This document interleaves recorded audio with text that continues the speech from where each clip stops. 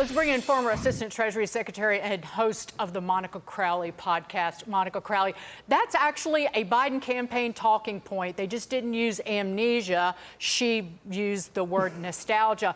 But what I think Joe Biden and his cronies are doing with these regulations, Monica, he still wants to be ruling when he is no longer the king. And it speaks to the way that they have governed by fiat, crushing every single working American. Yeah, you're exactly right, Dagen. And hi, Sean. Great to see you guys. You know, Democrats, when they come into the executive branch, they constantly do this kind of thing. I recall, you know, when President Trump was first coming in January of 2017, a lot of people across a lot of agencies got noticed that the Obama administration had pre-spent like the first quarter of their budget. So there was no real money and latitude for President Trump to bring in his own people right away and hit the ground running. We hope that it will be different come January of 2025.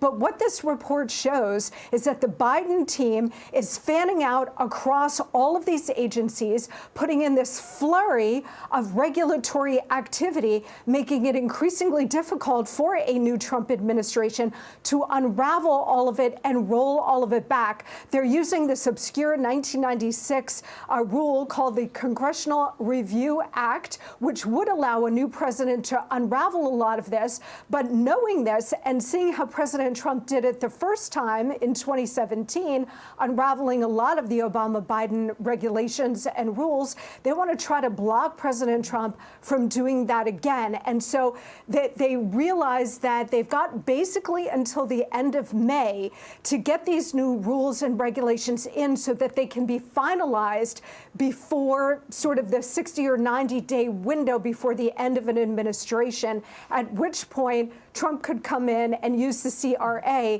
to unravel all of it. So they're trying to lock Donald Trump into an agenda that clearly won't be his. Now, the CRA that happens very quickly. It's easy to do, but nothing would stop Donald Trump as the president from implementing new regulations that undo Joe Biden's regulations that he's been forcing through over this last month very aggressively. But let's move to this because we talked about confidence. And is it any wonder that Americans don't have confidence in Biden and company to do the right thing on the economy, Monica? Because look at who he's taking advice from. The U.S. government can't go bankrupt because we can print our own money. Like you said, they print the dollar. So why does the government even borrow? Well, again,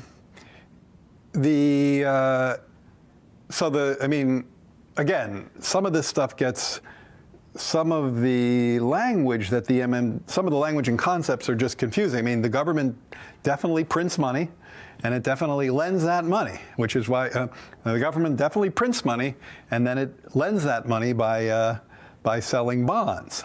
Is that what they do? They sell bonds. Yeah, they sell bonds, right? Because they sell bonds and people buy the bonds and lend them the money.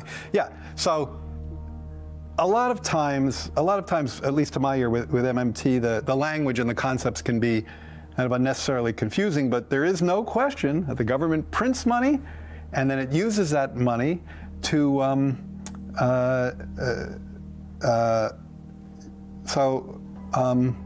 yeah, I guess I can't really talk. I don't get it. I don't know what they're talking about. Monica, that's Jared Bernstein. He's the White House's chief economic advisor. It's almost funny, but it's not, that this is the man that's giving advice on the economy to Joe Biden. Yeah, I mean, I saw this clip a couple of days ago. It's absolutely terrifying and horrifying all at the same time. This is the president of the United States, his top economic advisor, and he doesn't know basic fundamentals about how the government prints money, how it borrows money. I mean, these are basics. Like, you could ask an 8th grader and they would know more than what Mr. Bernstein demonstrated here. Look, I guess it's no surprise after you look at the last 3.5 years of the Biden administration's economic record, it's been an historic catastrophe. Out of control government spending paired with this monetary response that keeps going of pumping nearly $8 trillion down into the economy in just a very short amount of time. Of course, we got this inflationary spiral that is crushing the middle class, the working class, and the poor, all of the groups that Biden and the Democrats profess to champion. We're getting squeezed, and that's why 2/3 of the American people say they are living paycheck to paycheck, and another 3/4 of the American people have a negative view of the economy and a negative view of Biden's handling of it.